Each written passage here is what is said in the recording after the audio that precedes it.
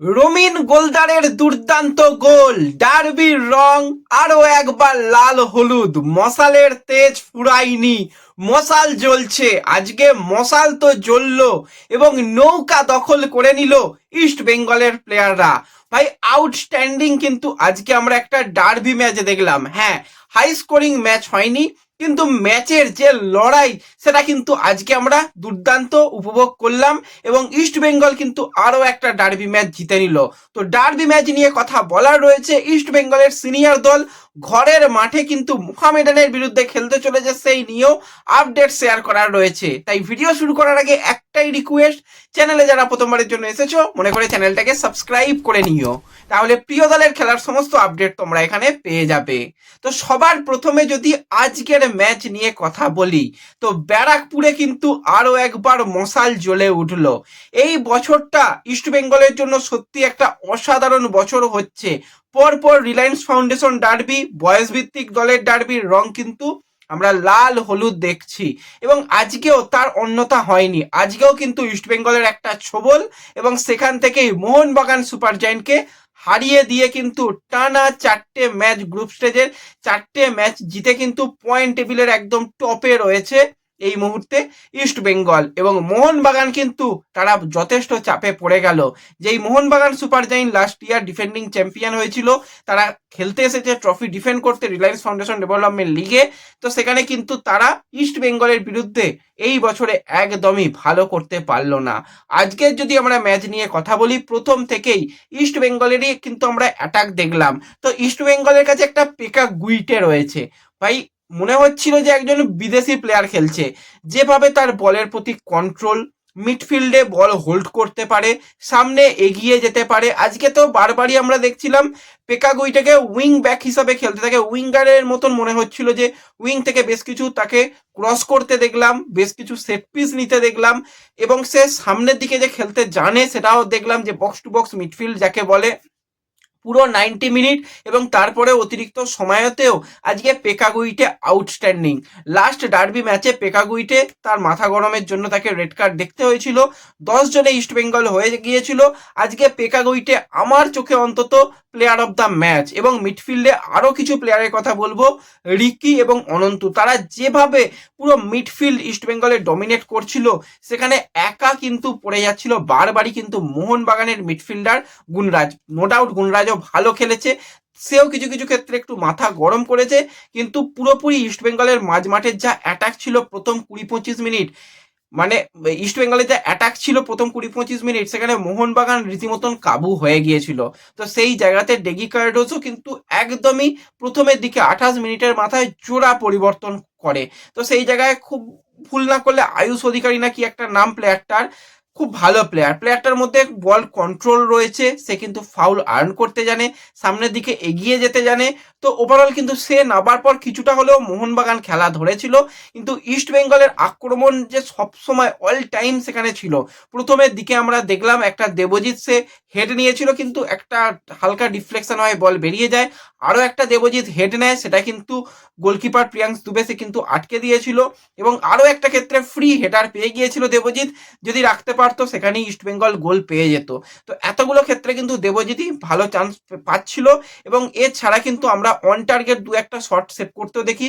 একটা ক্ষেত্রে পর পর কিন্তু মোহনবাগানের গোলকিপারকে 3বার বল সেভ করতে হয়েছিল, সেই জায়গাতেও ইস্ট বেঙ্গলে কিন্তু পরপর অ্যাটাক করে যাচ্ছিল যে গোল আমরা তুলবো, যে কোনো মূল্যে গোল তুলবো। এবং আজকে সব থেকে ভালো লাগলো যারা উইঙ্গার হিসাবে খেলছিল, মোহনবাগানের উইঙ্গারও খুব ভালো বেশ কয়েকটা নাটমেক করে বল নিয়ে ইস্ট বেঙ্গলের ডিফেন্সে ঢুকেছে। ইস্ট বেঙ্গলের দুজন উইঙ্গারই বলে বলে বিট করছে। দেবজিৎ একটা ক্ষেত্রে বলে বলে জাস্ট বিট করলো, পায়ের তলা দিয়ে বল বার করে নিয়ে সে গিয়ে রান করে অ্যাটাক করলো। তো এই জিনিসগুলোই দেখায় যে প্লেয়ারটা কতটা ডেভেলপমেন্ট হচ্ছে। ডেভেলপমেন্ট লিগে এই জিনিসগুলোই দেখতে খুব ভালো লাগবে। প্লেয়ারদের মধ্যে সেই কনফিডেন্স লেভেল, তারা খেলার সুযোগ পাচ্ছে এবং তারা গিয়ে দলকে সাপোর্ট করছে। পরবর্তী সময় এখান থেকে সাপ্লাই লাইন হবে। আমরা নর্থ ইস্টের ক্ষেত্রে ম্যাকারটনকে দেখছি, সে কিন্তু এই রিলায়েন্স ফাউন্ডেশন ডেভেলপমেন্ট লিগ থেকেই এসেছিল এবং সে এখন নর্থ ইস্টের রেগুলার প্লেয়ার হয়ে গেছে। এছাড়া যদি আমরা সানানের কথা বলি, জামশেদপুরের, সেও এই একই ব্যাপার, রিলায়েন্স ফাউন্ডেশন ডেভেলপমেন্ট লিগ। প্রচুর এমন প্লেয়ার রয়েছে যারা কিন্তু রিলায়েন্স ফাউন্ডেশন ডেভেলপমেন্ট লিগ থেকে উঠে এসেছে। তো সেক্ষেত্রে আজকেও কিন্তু বেশ কিছু প্লেয়ার দারুণ দারুণ, রিকি সেও কিন্তু খুব বলের প্রতি তার কনফিডেন্স ছিল এবং ফার্স্ট হাফে বেশ কয়েকটা চান্স ক্রিয়েট হলেও মোহনবাগান অন্তত ডিফেন্স করে বলগুলো বার করে দিচ্ছিল। ফার্স্ট হাফের শেষে আমরা পরিসংখ্যান দেখলাম, ইস্টবেঙ্গল 53% বল নিয়ে খেলছে, সেখানে মোহনবাগান তাদের বলের পজিশন বেশ কিছুটা কম ছিল। এবং যদি ইস্টবেঙ্গলের কথা বলি, ইস্টবেঙ্গল সেই মুহূর্তেই খুব সম্ভবত দুটো শট অন টার্গেট, মোহনবাগানের একটা শট অন টার্গেট। ইস্টবেঙ্গল সেই সময় 5টা কর্নার পেয়েছিল, কিন্তু কর্নারে অনেক ভেরিয়েশন দেখলাম, কিন্তু কর্নার থেকে যদি একটা গোল দেখতে পেতাম তাহলে ভালো লাগতো। তো সেখান থেকে কর্নার থেকে গোল হয়নি, তবুও ইস্টবেঙ্গল চেষ্টা করেছে। তো প্রথমেই দুটো মোহনবাগান চেঞ্জ করে নিয়েছিল, সেখান থেকে অন্তত তারা খেলায় ফিরেছিল। সেকেন্ড হাফেও আমরা দেখলাম যে মোহনবাগান কিন্তু অনেকটা তাদের গুছিয়ে নিয়েছে। সেকেন্ড হাফে পুরোপুরি প্ল্যান মানে সিতে চলে গিয়েছিল রেগি কার্ডোজো, কিছু প্লেয়ারকে পুরোপুরি মার্কিং, তার মধ্যে দেবজিৎকে নড়তে দেওয়া হবে না, তাকে যে কোনো মূল্যে বোতলবন্দি করতে হবে। সেখানে বারবারই দেবজিতের সঙ্গে একজন করে ম্যান ছিল, যে কিন্তু দেবজিৎকে আটকে রাখছিল।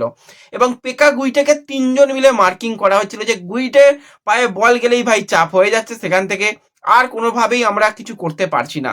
তো এইভাবে যখন খেলানো শুরু হয়, সেখানে ইস্টবেঙ্গল কিন্তু তারা তাদের যে খেলা সেই খেলাই খেলে যাচ্ছিল। সেখানে কিন্তু একটা ভালো লং ডিস্টেন্স বল ছিল, সেখানে কিন্তু ইস্টবেঙ্গলের হয়ে একমাত্র গোল করেছে রমিন গোলদার। তো সেই রমিনের ফার্স্ট টাচটা আউটস্ট্যান্ডিং, সে প্রথমে ফার্স্ট টাচটা যা করেছিল ওখানেই কিন্তু অনেকটা তার বল তার কাছে কন্ট্রোলে এসে যায়। তার পরবর্তী সময় একবার ইনসাইড একবার আউটসাইডে এসে একদম সাইড নেটে ফিনিশিং, একদম কর্নার পজিশনে গিয়ে একদম সাইড নেটে দুর্দান্ত ফিনিশিং করে এবং সেখান থেকে ইস্টবেঙ্গল 1-0 এগিয়ে যায়।